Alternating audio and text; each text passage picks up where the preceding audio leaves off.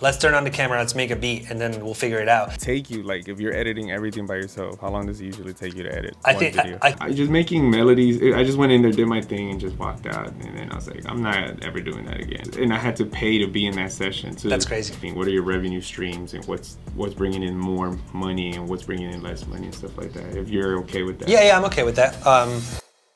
What is a day in a life for you, like as a content creator? Yeah, so a lot of it is planning and thinking of ideas and ways to make beat making compelling. Like that's really all I think about, like most of the day. It's like, how can I turn something that on paper, as great as, you know, making music is, but the act of making music can be kind of boring because ultimately it's a dude sitting in front of a screen clicking around. Right. And a lot of my day is spent on finding creative ideas to make that exciting, more exciting than what it is. Yeah, or just, you know, the storyline that's behind it and like just building it in a way that is more fun. So I spend a lot of time during my day just planning and thinking of ideas and writing down ideas and developing them. And then, usually the afternoon is when I start shooting, and I spend a lot of time shooting, and then I spend a ridiculous amount of time editing. And yeah, I mean, recently I used to do a lot more different things, like because I used to post beats on BeatStars and focus on like maybe building a funnel for selling beats, like stuff like that. These days it's mostly YouTube. Like 90%, and then projects I'm working in the background, whether it's a sample pack, a course, whatever. But YouTube, YouTube is my day at this point. 90% of it, and everything that comes with it. Are you still selling beats? Are you still selling beats by any chance? Not really. I mean, I posted the last time I posted on BeatStars was May 2020. So wow. It's been a minute. The beats are still on there. There's like 100 beats on my BeatStars, and sales still come through every now and then just because they're there. But I'm putting no focus on that, like, at all, to be honest. Oh, wow. So there's like no, like, you've completely just left that behind. You're just focusing on like your kids, your newsletter, of course. Yeah. And like I know you don't have a plugin, do you? No, I don't. No. Or do you? No. Not yet, right. So you're just focusing on kids. How's that going for you? Like, is that actually something that's doing good for you? Is it going well for you? Yeah, I would say it's a solid 40% of my income. Even though the last kid I posted was December 2020, so it's actually been a while. But I've been just promoting the same kit, but just because of the YouTube channel and just talking about it, and it's a good kit, at least I think so. And people seem to enjoy it. Right. Yeah, it's still generating revenue. But I'm working on a couple things right now, so hopefully soon there'll be more stuff. I bet. How do you manage to like balance? Because I'm married and I have a kid, you know, I have a family, and so like, how do you manage to balance everything with your wife? Because I know I've seen that you're married, and how do you manage that like work-life balance and all that stuff? Right. Well, we tried a bunch of different schedules, and we keep switching it up because we were trying to find the perfect sort of balance together, because she works from home, so we're kind of both able to switch our schedules around and move stuff around. Right now, we actually landed on this. We're trying it out where I spend the mornings with her, or parts of the mornings up until like maybe 10. And then I start working then. So we get some time in the morning, and then we get some time at the end of the day. And we're trying this out. There was a phase where I used to wake up really early and try to finish work by like 3 in the afternoon. So then we would have the afternoon free. Like, we tried different things to try and, you know, have a few hours together every day. Yeah, that's it. But she's super supportive, and she's since day one, even when, you know, I was just starting out and I was putting in more work than I am now probably at the beginning. Yeah, for sure. Yeah, so she's super supportive. Yeah. Man, that's crazy. Like, I would think, I mean, you live in Italy, right? Not anymore. Now I'm in Amsterdam. Right now. You're in Amsterdam. Right. Okay. So it's like right there. How's like the living expenses there? Is it like super high? Is it same as Italy? Or? No. Italy is like nothing. It's so cheap. I used to spend $250 on rent. Yeah. Right now, here's pretty high. It's not as high as when it was in LA, but still, like, it's still pretty high. Okay, cool. Yeah. Amsterdam is probably, aside from London, is the most expensive city in Europe, I think.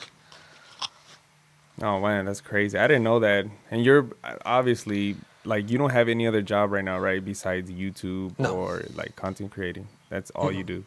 Yeah. Man, and I honestly like for me the biggest thing while watching your videos is like the way you edit, bro. Like the way you edit is just like it doesn't discourage me, but it just makes me feel like crap. Like damn, like I'm not doing anything, bro, with like, you know, cuz when I see your edits, I literally watch it like even if it's a topic that doesn't interest me, Right. I just go watch because of the edits. Like that's literally no, I I'm appreciate serious. that. And then yeah, man, I'm like this guy just takes so much like effort like in time into these edits. And do you have an editor or you do everything? I do everything except I have a guy right now that does the subtitles. Okay. That's all he does at the end of when it's already edited. And I'm actually training him right now to sort of start taking over a little bit of the editing because it is getting a lot and it slows me down. I would like to post more content and just expand in different ways. And I can't because if I have to put 40 hours into an edit for a video, you know, that kind of takes up my whole week. No. Yeah. How long does it usually take you? Like if you're editing everything by yourself, how long does it usually take you to edit one video? I think that was pretty accurate. Probably a few hours per minute of video, like maybe a couple hours per minute of video. Per minute? Of video. Like if it's an 8-minute video, yeah.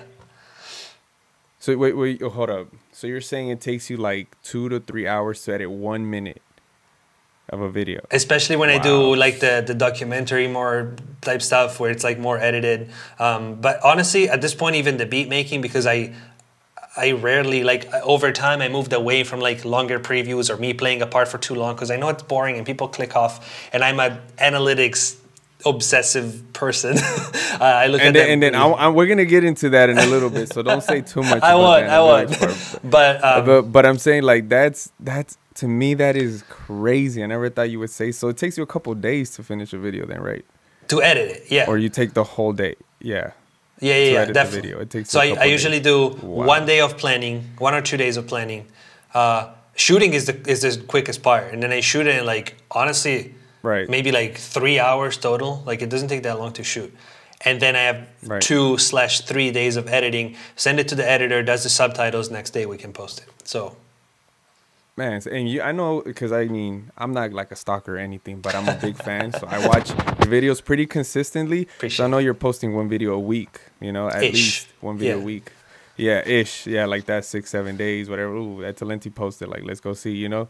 So like that means you're really on a tight schedule then, right? Because I mean, if a day goes on and off, like it kind of throws you off schedule, right? A little bit, or no? Yeah, I mean that's all I do at this point. Like I was saying at the beginning, YouTube is kind of like the only thing that I do. So yeah, I finish a video. Like actually, the moment I send it to the editor, I get started on the next one. Basically, the next day I'm already working on the next one, and the one before hasn't even gone out, and then it goes out, and then yeah. Okay, so like how it's just a flow. When it comes to like YouTube and stuff like this, I know I'm going all over the place. Oh, you're but good. Like I said, I have so many questions. Like how is it like just having YouTube as your job? Like I know you probably like it because you know. I mean, I'm guessing. Yeah. I don't know if you do or not. I do. But I mean, how is it? Like, is it good enough? Is it you know more than enough that you need in order to make a living? Oh yes, absolutely. I mean, people don't realize how much money. And I'm going to call myself a YouTuber at this point because that's, like you said, it's kind of what I do, almost more than a producer. But people don't realize how much money YouTubers make. And I'm not talking about me. I'm talking about like big YouTubers. You know, for a YouTuber, not my size, but for a bigger YouTuber to imagine making 50K a month, 100K a month is not crazy. Right. I don't make that much, but I make more than enough to support myself, and I'm happy with where I am. And hopefully it's going to keep getting bigger and keep growing. But there's a lot of money in YouTube, and it comes from all different directions, from AdSense, from sponsored deals, from everything that comes with YouTube, like, you know, even the sample packs. If I didn't have YouTube, obviously they wouldn't be as much of a source of revenue because I wouldn't have as much visibility and people wouldn't be as interested probably. So yeah, there's money in YouTube, and it's definitely a career path in itself. And I wanted to be a YouTuber before I even wanted to be a producer. Like I wanted to be a YouTuber since I was a kid. I just never really found my lane. But but yeah, I love doing YouTube so much. Yeah. Oh man, that's so awesome to hear. I mean, I think I'm in the same lane as you. I have 4 channels at the moment. Damn. But I'm like, yeah, I have 4 channels. I do have, I used to have 3 editors. I just went down to 2 editors Oh just shit. because it was getting kind of crazy with just paying them all. But it's just, I get you. There is a lot of money to be made on YouTube. Even with a small subscriber count, I don't think they realize that there's a lot of potential with anything. Like, as long as you know how to market yourself properly. Definitely. And I know you know how to do that very, very well. And honestly, like, what I was gonna ask too, like, can you walk us through your editing process? Even though you walked us a little bit, like, how do you script it? Do you script it out first? Do you plan out your thumbnail first? What software are you using? Are you using Adobe, or are you using Pro Tools? What is it that you're not Pro Tools? What am I talking Final about? Cut. What is the other one called? Final Cut. Final Cut Pro. Yeah, that one. I'm thinking of producing already. Yeah, so walk us through that. Like, what are you thinking first? Like, how does it all like come to like action? Because I know every single video, to me, it looks like you take a lot into consideration, like what you're doing. It doesn't seem like you're just like putting crap out there and you're like, whatever. No. Like, every single video for me is like, it does well, it seems like. So how does that all play, like? Yeah. So it actually shifted about, I want to say about a year ago, and then it took some time to perfect, and I'm still not where I want to be with that. But I used to just start from just, let's turn on the camera, let's make a beat, and then we'll figure it out. And then at the end of it, I would find the title, I would figure out how am I going to present this video, like what's the thumbnail going to be and stuff like that. But recently, I've been studying YouTubers, not music YouTubers, like general YouTubers. And I realized that really what makes a video good and what makes it a video is an idea. And so I started going backwards, and what I start with is the idea. So title and thumbnail, and really trying to find an idea that's beyond just here's a beat. But it's a bit more than that. Ultimately, I'm still making a beat, but it's presented in a different way. Right. So I do start with title and thumbnail. That's the first thing I do. And I finish the thumbnail, maybe not 100%, but almost, before I even started the video. And that allows me to... Do you do that on Photoshop? I do that on Photoshop, yeah. Okay. And I edit my videos in Final Cut. Okay. Yeah. And once I have title and thumbnail, then I can use that to build my intro, which is the most important part, kind of like the hook of the video, based on the title and thumbnail. So I deliver immediately on what the title and thumbnail says. And then after the intro, then I start developing the video. I don't script it like word for word or anything, except for some parts. Maybe if they're like the documentary style videos and stuff like that, I script them a little bit more. And I don't script at all the beat making parts. I just make the beat and then edit that together, of course. But the intro is usually scripted, and the important part, the key parts are all kind of outlined before I get into it. Yeah. Oh, man, that sounds like a lot of work. It is. That's crazy. I mean, I feel like right now in the YouTube space, you really stand out, bro. Like, there's some, we know the producers that are doing, like, killing it right now. Like, there's Kyle Beats, there's Ocean, there's also El Dre, there's Simon Servita. There's a couple more that I'm missing too, probably, but you're definitely in that top tier. And to me, it's like, I feel like you might get to like the toppest tier, if that's even a word, like before anybody, because your skills, like the way you're editing things, is like way different than I've seen before. Thanks, man. I appreciate it. And it's like it's very branded too. Like, when it's one of your videos, one of your beats, it's like, oh, that's Talenti's for sure. That's like, and it feels like, I feel like I want people to hear this. The experience that we get from your videos is, I think, the reason why we are returning to watch the videos, right? Like I said, I think that's a way to win on YouTube. I think I haven't found that yet, baby. But like the emotional connection that you make with the video is like super important. I feel like you really like achieve that, and you really like do a very good job of showing us that. And I don't know, like what tips or advice can you give somebody like me or somebody that's trying to do YouTube videos to make them better? Like, what can we do? Maybe not to be like you, because everybody should be original or whatever, but just to do something different or better. What should they focus on the most? I think that the key word on YouTube is storyline. especially because it is a video platform, and as like coming from a producer background, we don't really think about that, and especially the tutorial world doesn't think about that because it's about the value, which is fine. It's just a different lane. But the videos that do well on YouTube, even if you go like as big as like Mr. Beast, or you go like big channels like mainstream YouTube, the keyword is storyline. So the hard part and the advice that I can give to anybody that wants to do YouTube, especially right now, 2022 and for the foreseeable future, is trying to find creative ways to inject storyline into something that doesn't really have one, which is making a beat. And the more you can do that, and the more the story around what you're doing becomes the video, the better the video is going to do. And ultimately, even if you just talk about analytics, and you said we're going to get into it later, but the audience retention, like people watch it for longer because YouTube is an entertainment platform, and it's a video platform, and so really translating what we do into a video storyline entertainment format rather than even like the nice visuals, like those help, sure, like the cool montages and stuff, but ultimately if they don't add anything to the storyline and they're just kind of pretty, it doesn't really benefit too much.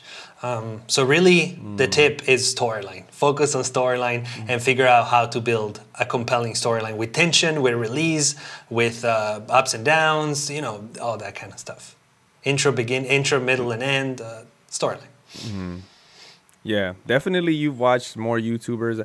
I feel like you have this. I don't know if you watch this other YouTuber channel. They talk strictly about YouTube, but his name is Film Booth. Yeah, I do. And I feel like you do. Okay, see, you know who that is, and I feel like you have a kind of similarity sometimes to like his style, but yours is like 100 times better in my opinion.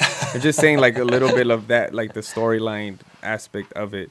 So now, like, can you share with us? I don't know if you're okay with sharing us your analytics. Like, now that we want to talk about that, like what's the percentage of your retention rate, or like what's your click-through rate and all that stuff? Like, and what is it that you look at the most as soon as you post a video after like a couple hours? What is it that you're searching for the most?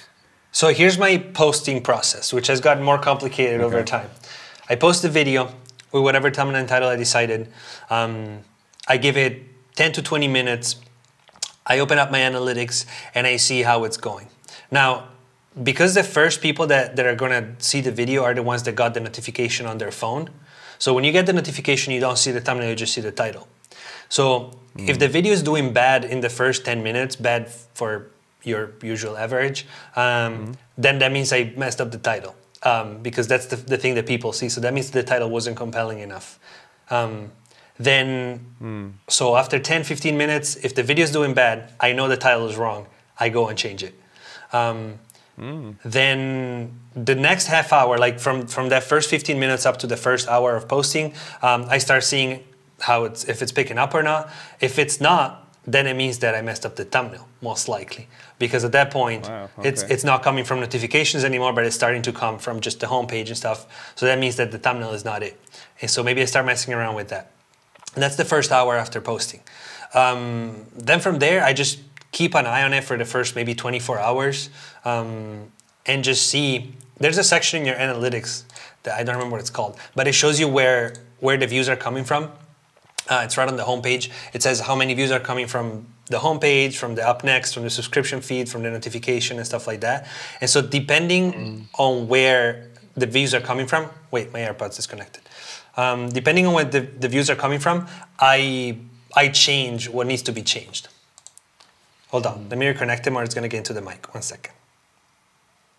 Oh, you're good. Sorry about that. All right, cool. Can you hear me? Yeah. Okay, so yeah, I look at the list of stuff and I decide what needs to be fixed. For example, if it's doing bad in the up next is the little thumbnail videos on the side or just around at the end of the video and stuff like that. But the up next is a small thumbnail. So if it's doing bad in my up next video, that means that the thumbnail small doesn't look good. So I need to do something to make it pop when it's really small. Where's the up next? The up next. Where is that exactly? If you open any of your videos and you go into analytics, it's on the first page. Like at the top, you have views, watch time, and the retention graph and all that. Right underneath it, there's this section. The YouTube Studio. The YouTube Studio, yeah, or just on the computer. Okay. Yeah. Okay. There's this section called traffic sources, and it shows you where stuff is coming from. And it shows you how it's performing in each of them compared to your usual videos. So I can see, okay, this one's doing bad on the notifications. So that means that the title is wrong, like I said earlier. This one's doing bad on the home. So it means that the thumbnail is not that good.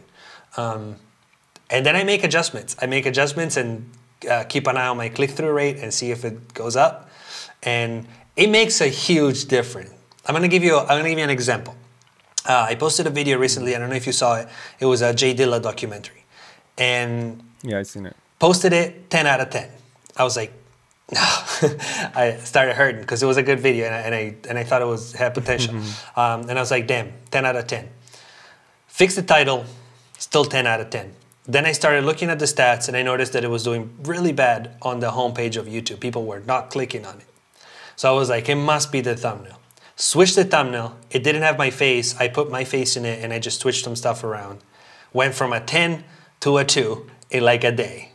And it's now a 2 or a 3, something like that. Literally in a day. And you can see the click-through graph after I changed the thumbnail just spiking up. It's crazy how much difference the thumbnail makes. Ultimately, YouTube is like 90% thumbnail and title, honestly. It's a big part of it. Sorry to cut you off. Oh no. Like, I know I'm going on a rant. This is all new. This is all new information that I'm. So you do more than one thumbnail before posting a video, then? Like you have some backups. Kinda. I usually have at least 2. And then sometimes I go in panic mode. Video's doing bad, and I do another one. I actually build like on the spot. I mean, yeah. I'm like, oh shit, I gotta do it, and then I spend an hour or 2 putting together a different thumbnail. So wait a minute. This is good. Like this is good stuff. So you never just let, like, if it's 10 out of 10, like just be like, all right, we'll just screw it, it flop. Like, no, you know? I'm at least gonna try. I'm at least gonna try to save it. That is insane. So I mean, I'm pretty sure you've had a 10 out of 10 video, right? Oh yeah, all the time. Yeah. I hate when that happens. Like it sucks that YouTube Studio crap. I just hate it so much sometimes. Yeah. Because it just makes you feel bad, and you work so hard for a video, right? So like then that means if you had a 10 out of 10, like you just never had a 10 out of 10 video before. Like, well, like how does it? There's always gonna be a 10 out of 10, you know, because there's always a last one on the list. But when it's a 10 out of 10, and it doesn't always work, because sometimes I go and fix it, and it kind of stays there. Maybe it goes to a 9. You just give up. Eventually, do you just give it up? Like after 48 hours, if it's dead, like if the video died 48 hours, it's probably gone. Unless it's a video that can sort of rank. Maybe if it's like a tutorial or something, then one day it could rank. So I still try to fix it. Yeah. But if it's like an idea video where it's not really SEO based, it's more just like homepage and suggestion based. If the algorithm kills it after a couple of days because the numbers were bad, it's gone. But in the first 24 hours, you do have a window of time to really try to fix it if the video is good. If ultimately people click on the video and it's bad, then obviously not. But if the video is good, then chances are you just messed up your thumbnail and title. And if you figure it out, then the numbers are going to pick up a lot of the time. I have done that before where I do change the thumbnail and it does work out a lot better. Like, so the whole, I mean, that's awesome to hear all that. The whole, so you wait exactly 48 hours before you actually give up completely on a video. Is that that's what you're telling me? Yeah, as a general rule. Sometimes I make exceptions and I go and do tests like later on. But in general, I would say, honestly, even 24. Like 24 is where you can make changes. But if it's really dead after 24, then it's really hard to bring it back. Right. Yeah. Wow, that's crazy, man. For everybody here listening, that's good information. Right now, like with the edits that you're doing, what is your average retention rate? I try to keep it above 60. Whew. At least No way that you really get it. You really get it above 60. Yeah. Not every time, but Like that's the goal. Is that like average, like 60%? Yeah. Oh my gosh, you're a Mr. Beast type of. Oh, content. Mr. Beast is That's like crazy. a 75, 80% on a 20-minute video. That's the hard part, because I have 60% on like an 8-minute video. He has like 75, 80 on a 20-minute video. Yeah. That's still a lot, man. Wow, that's crazy. It shows people like this is good information. It just shows people that how edits and how visuals and everything is super important to keep the viewer engaged, right? Damn, that's crazy. I mean, a little tip on So- that, not to interrupt you, but I just thought of a cool tip that No, go could be ahead. useful. There's a quote-unquote easy way to try and improve that, and it just open up your last, I don't know, 20 videos, go to your retention graph, and just literally write down on a piece of paper or whatever you want, write down the spots where people are clicking off, like you're going to see the little dips, and just write down when people are clicking off. For example, really easy example. I figured out that every time I said the beat is almost done, every time I said a version of that phrase, like, oh, we're almost done, we just need to add this, people leave. I don't know why. So I stopped saying it. Wow. So it's like little stuff like that over time, if you do it with every video, it kind of compounds, and then you figure out, okay, when I do this, people leave. So I probably shouldn't do it because it's boring. And you figure out what's boring and what's fun, and then you just keep going like that until you chip away at it. Are you open to talk about your finances with numbers? Anything. Or are you not? Yeah, I'm open to Yeah? everything. Okay, Yeah. so that I know you did a video once about talking about your finances, like how much you were making and stuff like that. Can you break it down for us, like how much you're making a month, and off of everything? What are your revenue streams, and what's bringing in more money and what's bringing in less money and stuff like that? If you're okay with that. Yeah, I'm okay with that. So let me think about it. So the two biggest sources of revenue for sure at the moment are sample packs and brand deals for the videos. So sponsored content. Which if you look at my videos, the majority of them have a little sponsor in them, and I try to make it fun, and I try to integrate it into video. I don't really make videos about products because I don't like doing that. So I think it's not valuable for my audience to make a whole video about a product, and I'm very clear with that with companies and stuff. But those two are definitely my main sources of income. And then I have YouTube, like the actual AdSense from YouTube, which is basically maybe like 20% of my monthly income, just about. And those are the big ones. This is like affiliate links and other things, but those three are definitely the big ones. I mean, as far as the YouTube one, which is, I mean, anybody can go on Social Blade and figure out how much money a YouTuber makes. You can just look it up. So that's a number that I'm very comfortable sharing. My channel generates about between $2,000 and $3,000 a month from YouTube, from the AdSense. Okay. And then the rest of it is the other two for sure. Yeah, but if you have more specific questions, I don't know where to go with this. Like, are you comfortable sharing like how much you're making from sample packs, like a month, and also like from brand deals? Well, I mean, brand is you could say, like, you don't have to say the brand, but just if you're comfortable sharing how much you're making a month from brand deals. I mean, it varies obviously month by month. There's month where I make more, month where I make less. If you do it over the course of a year, it's probably between 100 and 200,000, depending on with everything put together. Yeah, so definitely 6 figures. Last year was my first year doing 6 figures, and this year it's shit, I'm already almost there. So so hopefully this year is gonna be better. But those two are definitely the biggest drivers of income for sure. Okay. For me, it's not like that for my everybody. God, but that's my No, definitely. That's crazy. That's why I say YouTube is very powerful. I know brand deals can be very generous if you know how to market yourself and talk to them and stuff like that. Because even as a small YouTubers, brand deals, you can they have money. I know they do. I've talked to Ocean about this before. He was open. about it, how much he makes, you know, a month. And Kyle, I think Kyle Beats has said it in other podcasts too, like how much he's made and stuff, especially with the drip plugin and all that other stuff he's made. Yeah, you know. I mean, there's. So are you gonna bring out a plugin too?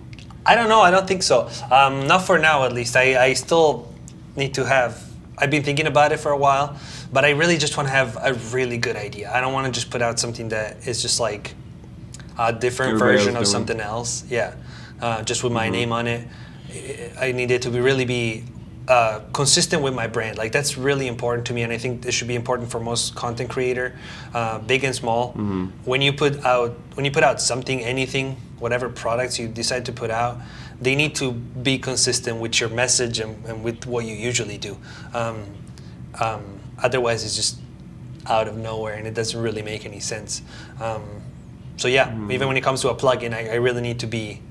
I need it to be Ed Talenti, you know. I need it to correspond with my usual message and everything that I have on my channel. My value prop. Man. Yeah, definitely, man. That's crazy. So, I think I just want to ask you one more thing, and I think we'll be good. I wrote down some stuff, you know, so I was like, I'll make sure I remind myself.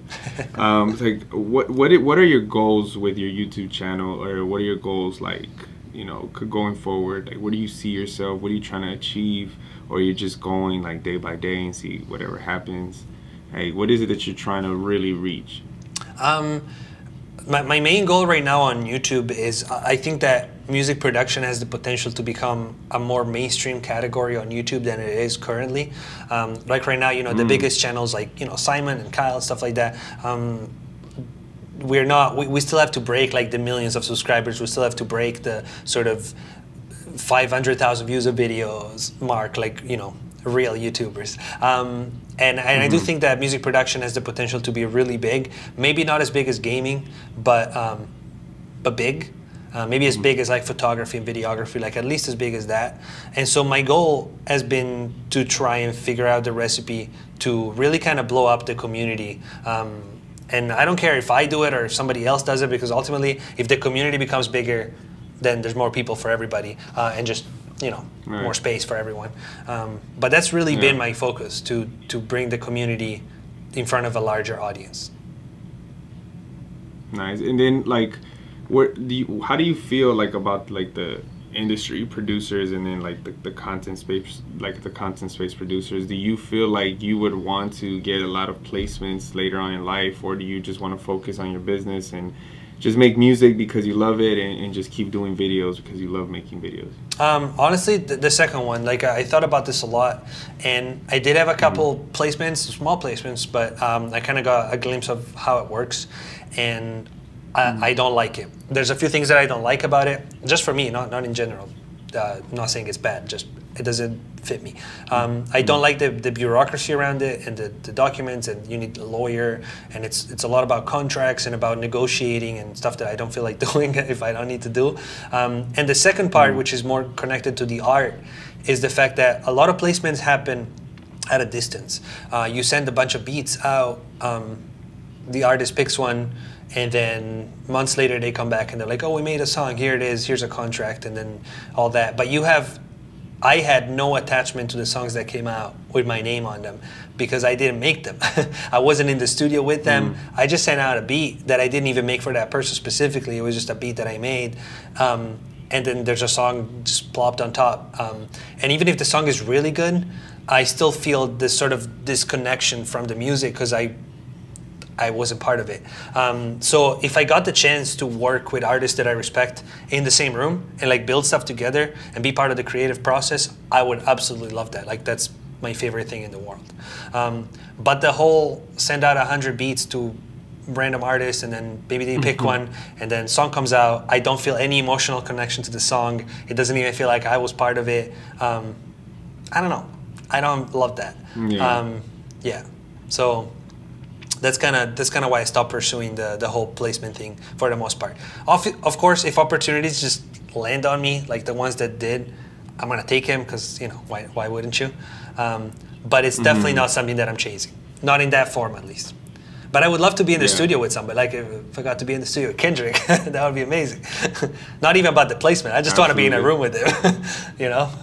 Right. Yeah. No, I feel the same. I feel the same. I know you've had a placement with Tory Lanez, right, or something. I wouldn't call I've it a seen placement, something but like yeah, that. it was like a snippet. It was like, yeah, he recorded stuff on my beat. Yeah, it Yeah, never that beat came was out. fire too, by the way. Oh, thanks. Yeah, I've been in some studio sessions, you know, with a couple of producers that are known, you know, and honestly, I just didn't. I'm the same. I just didn't really feel like I was like, I don't like the environment kind of sense, like, you know, the smoking of the weed and just the way, like, I feel like everybody's just trying to look cool and be cool, and I just hate that. Like, I'm just like, I'm not trying to be somebody else. Like, why can't you just be nice? Like, you know what I mean? Like, just walk in. Like, why can't everybody just be cool about it? You know, I was in the studio with one of Bad Bunny's producers, and then it's just, I just making melodies. I just went in there, did my thing, and just walked out. And then I was like, I'm not ever doing that again. Like, and I had to pay to be in that session too. That's crazy. That was the worst part. Yeah. So it's like, you know, the opportunities, yeah, they present themselves and stuff. But I honestly, I feel like you know, I love making content. And the thing is, it's kind of like, I don't want to say controversial, because we are like producers. We make music to make the music. And technically, as producers, everybody thinks we need to have like these major placements, and that's the whole reason why we make music.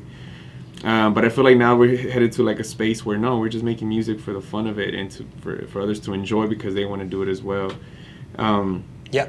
But I forgot where I was going with this question, but I had a question from there. But anyways, like, so obviously you like making videos and everything like that. Do you feel like later on you want to make different content, or do you want to just stick to making music and that type of content? I definitely, and I'm already making that shift. If you go and look at my channel over time, I definitely want to expand beyond. You know, I used to make a lot of tutorials and a lot of stuff like that.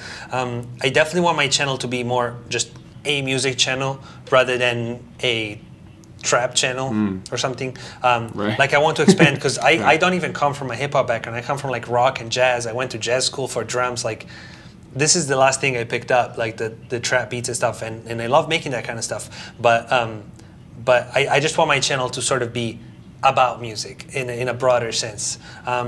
In whatever. By the way, your last video was amazing. I thought that was really. I know Simon Sarita put you to the test, but geez, I was really loving the first beat that you made. It was very like I don't know, it's very nostalgic. Just like it felt different, like a just different vibe. Appreciate but I didn't mean to cut you off. No, you're good. You're good. Yeah, I appreciate that a lot, actually. but keep going. Yeah, I just want the channel to be about music in a broader sense, rather than just, you know, just a certain kind or a certain specific genre or anything like that. So yeah, but it's definitely always going to be about music, because music is what I've been doing with my life since I was like 10. It's always going to be about music, but maybe in different shapes, different forms. Yeah. Okay, that's awesome to hear. You're gonna be like the next Andrew Wong, or like, you know, Music Theory. He's the only one I think that has like 1 million subs out of everybody. And the producers, yeah. There's other musicians like, you know, there's like Davey 504, the bass player. He's got 10 million. Oh really? Yeah. I mean, he does like memes, but it's all about bass and stuff. There's other great channels like Adam Neely. There's a bunch of music channels that I love that are not. Oh wow. Yeah. You're gonna have to link me up, man, because I don't know. I only know like the content, like the trap producers, the hip hop producers, you know. And I do have some other ones that I watch, like, because I'm more like a gospel R&B musician, so I like to watch a lot of those type of channels as well. Right. But yeah, man. Look, man. I have a lot more stuff I would love to ask you, but I mean, we've been on this for like what, an hour already. I just want to ask, like if a producer wanted to start today, or somebody, just a musician, wanted to start making music, wanted to scale their, like, start a business, or just make content, or do whatever, like, just to start a career in this, what would you tell them? Like, the very first thing, they don't have no Instagram, no TikTok, no YouTube, nothing. They just want to start doing something in the music space, content or industry space. Yes, in that space. What would you tell them? I would tell them, reverse engineer your perfect day. Sit down and lay out, what do you want your perfect day, like when you get to where you want to be, what do you want your day to look like literally, what do you want to do when you wake up in the morning? Do you want to spend time doing this, doing that? You want to go to a studio? You want to stay at the, lay down your perfect day and figure out what that looks like. And then starting from that, try to reverse engineer the steps that you need to get there. So, because there's so many ways to make a living with music that are have completely different paths, from like playing shows locally and meeting people at bars and making connections, to building a YouTube channel, to selling beats, to, there are so many different ways to make money with music. So it's really important to define what you want your day to look like, or you're going to end up in a position where you're doing music, but you're like, wait, I hate this. This is not at all what I wanted to do. So that would be my advice. And then from that point, I mean, then it depends on what you want to do. Then you just got to reverse engineer all the steps that are going to get you close to that day. For me, for example, I wanted my day to be spent making videos and planning videos. And so I was like, YouTube is the obvious answer to that. But that's not the answer for anybody, for everyone. It depends on your goals and your personality. But that would definitely be my main advice. And then anything more practical, I mean, it's kind of cliche and obvious, but just don't think about it too much and just get started. Because the first things you're gonna do, whether it's beats, whether it's videos, whatever it is, the first like year, you're gonna make shitty stuff. And you need to be comfortable with that. It's fine, we all did it, it's normal. Your first, for example, if you start a YouTube channel, your first 50 to 100 videos are not going to be good. And that's fine. That's part of the process. So just do it and get through that bad part as quickly as you possibly can and get to the good stuff. So just start.